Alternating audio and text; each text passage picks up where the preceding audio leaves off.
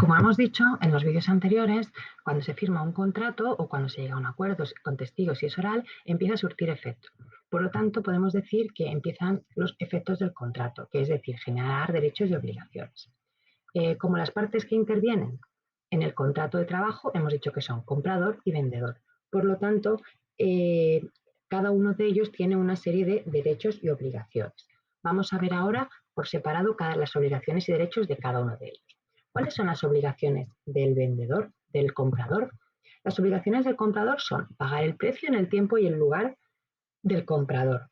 Es decir, tienen que pagar el precio en el lugar que se haya fijado en el contrato. Si no se fija ninguno, normalmente siempre se hace cuando se realice la entrega de la mercancía. Por otro lado, tiene que la obligación de recibir la mercancía comprada. El comprador no está obligado, eso sí, a admitir entregas parciales de la mercancía, si así estaba dispuesto en el contrato. Es decir, tenemos que ir al contrato y comprobar si está dispuesto. Pagar los gastos de transporte. Es una obligación del comprador, salvo que se haya pactado lo contrario, que por lo tanto estará en el contrato. Pagar los intereses del precio.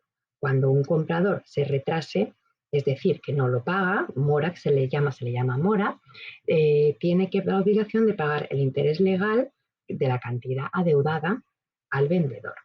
Por lo tanto, podemos decir que es una de las obligaciones que tiene es pagar y si no pagar con intereses lo que corresponde y se llama el interés legal. Por otro lado, también nos dice que tiene que hacerse cargo de todos los gastos que se generen con posterioridad a la entrega del bien según el contrato, que debe ser, lógicamente, a partir del momento y el lugar que se hayan acordado. Aquí tenemos recogidas, como hemos visto, todas las obligaciones del comprador. Ahora vamos a ver las obligaciones de la otra parte del contrato, que serían las obligaciones del vendedor. El vendedor está obligado a conservar y custodiar la cosa vendida en perfecto estado. Es decir, quiere decir que tiene que guardarlo hasta que sea puesta a disposición del comprador, hasta que pueda disponer de ella el comprador. Por lo tanto, el vendedor en este caso responde tanto si hay una pérdida, un deterioro, una rotura, que se produce siempre y cuando sea antes de haberle entregado el bien al comprador. Otra de las obligaciones del vendedor, entregar la cosa vendida en el tiempo y en el lugar pactados.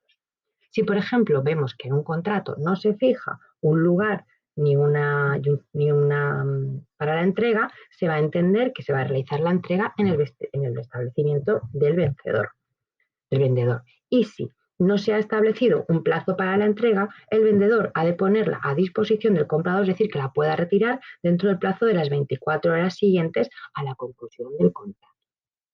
Otra de las obligaciones del vendedor es pagar los gastos que genere la entrega hasta el momento en los que los bienes son dispuestos a disposición del comprador. Es decir, tienen que pagar todos los gastos que puede generar esa entrega. Garantizar también el saneamiento por evicción.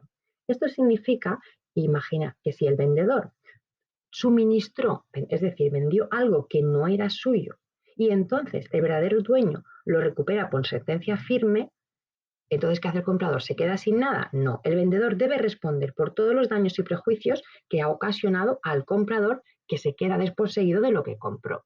Eso es lo que significa garantizar el saneamiento por evicción. Es decir, que lo que tiene que hacer que si ha vendido algo que no es suyo, lógicamente tendrá que pagar los daños y prejuicios correspondientes al comprador porque si aparece el dueño que corresponde, hay que dárselos a la persona, al dueño que corresponde.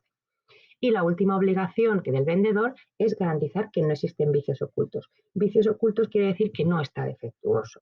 Los vicios ocultos es cuando a veces los defectos están a simple vista, pero otras veces no están a simple vista. Cuando no están a simple vista, pues les llaman se puede decir que los aparentes son los externos que decimos que están a simple vista y que lógicamente pueden ser apreciados por el comprador en el momento de la entrega. Imaginaos que no sé, si nos entregan una mercancía y esa mercancía está rota, pues eso quiere decir que no la vamos a coger, que se la vamos a devolver al vendedor.